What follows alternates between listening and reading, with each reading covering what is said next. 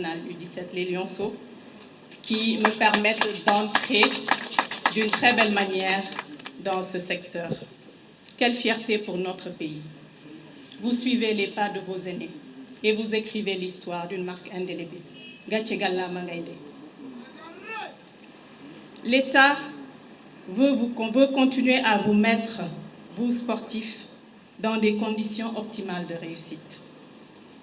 L'État veut continuer à œuvrer dans le sens de l'éclosion de nouveaux talents à travers les infrastructures de proximité, des infrastructures modernes et dédiées au sport.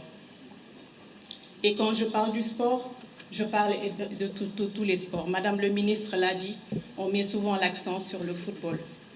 Mais toute catégorie de sport est dans notre stratégie.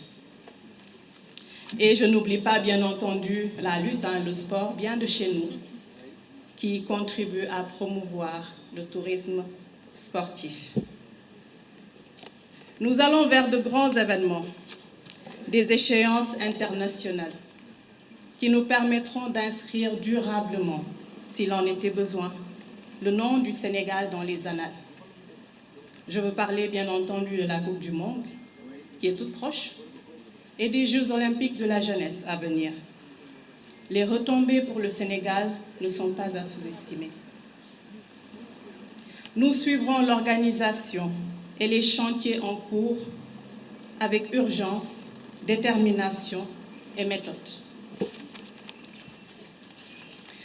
Que le prisme de la compétition ne nous fasse pas oublier la dimension transversale du sport, facteur de cohésion sociale, mais aussi de bien-être physique et mental, et aussi un enjeu majeur de santé publique.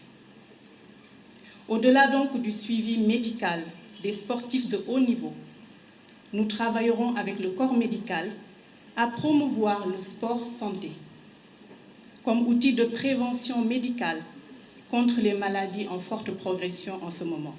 Je veux parler de l'hypertension, du diabète, des maladies cardiovasculaires.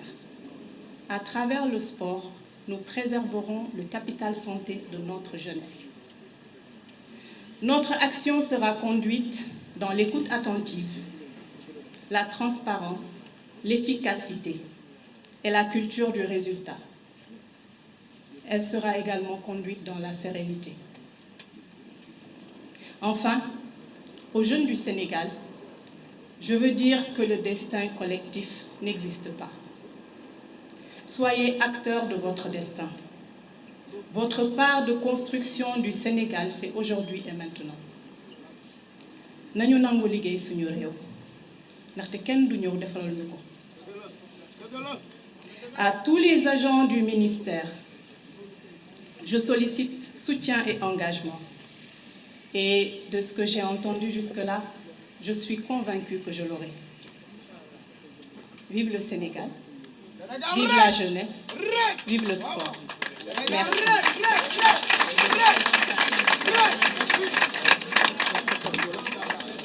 En Wolof ou en Diola, c'est comme vous voulez. En Diola. Je vais y aller en Wolof. C'est un débat. On en reparlera après que Madame le ministre ait consulté.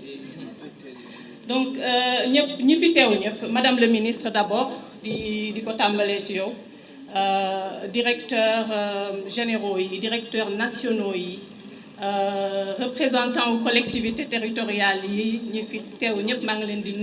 di leen sant di leen gërëm di leen masaw tamit ci toogaay bi ndaxte yàgg ngeen fi torop te xam naa ni fu ma ne nii sama mbokk séeréer yi ñu ngi jooy waaye du ci man mu ngi nii moo monopoliser parole bi di leen wax rek ni état moom continuité la rek kii day ñëw def lu mu mën keneen ñëw teg tamit li mu mën voilà loolu mooy état di sant nag di gërëm samay waajur di sant yàlla d'abord di sant di gërëm samay waajur di sant di gërëm samay mag ñi nga xam ne ñoo ma won yoon bi waaw di delloo ñu kër di sant di gërëm suñu président Bassirou Diomaye Faye ak premier ministre Al Aminou Lo ñi nga xam ne ñoom ñoo jël seen yaakaar ñoom ñoo jël li ñu bëgg ci Sénégal jël denk ma ko ne ma doxalal may jël li Khady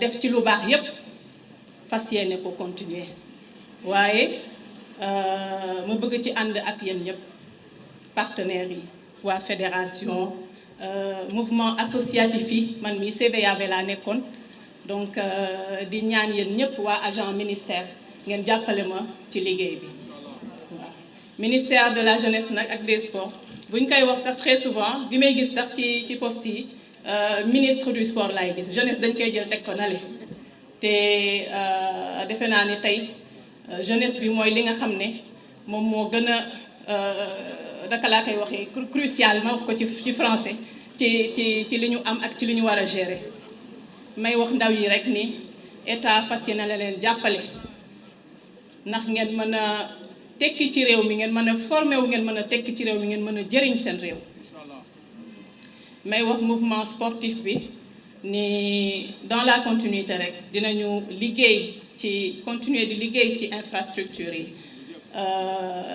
liggéey ci formation wu ak accompagnement wu athlètes yi te nag fàttewuma aussi ancienne gloire yi su fekkee mën naa ko wax noonu ñi nga xam ne ci la ñu bokk ñoom ñoo njëkk jël yóbbu turu Sénégal bitim réew donc ñooñu tamit war nañ leen delloo njukkal di féliciter suñu équipe suñu lionceaux yi nga xam ne ñoom ñoo jël Coupe d'Afrique bi tout récemment di leen sàggal di leen jaajëfal ci te di leen wax nag noonu la waaw gaynde moom nu mu ko waxee bëggul mbuub yàpp lay dundee donc di leen wax rek ni vraiment ñun liggéey moo ñu tax a jóg waa defe naa ni ku ñu dénk service public nga bàyyi sa lépp ñëw ne damay servir sa réew loolu xëy na yàlla xëy na sas la sax waaye yàlla defe naa moo koy teg nit waaw te ñu nangu ko nag di ko ñaan moom mi ñu ko teg mu jàppale ñu waaw di leen wax waa agent wu ministère bi yépp maa ngi leen di tàllal loxo waaw dinañu liggéey te su fekkente ne tàmm ngeen menace su Khady yi rek defe naa ni liggéey bi du jafe waaw di sant ñëpp di gërëm ñëpp di santati suñu borom ak suñuy waajur jërëjëf.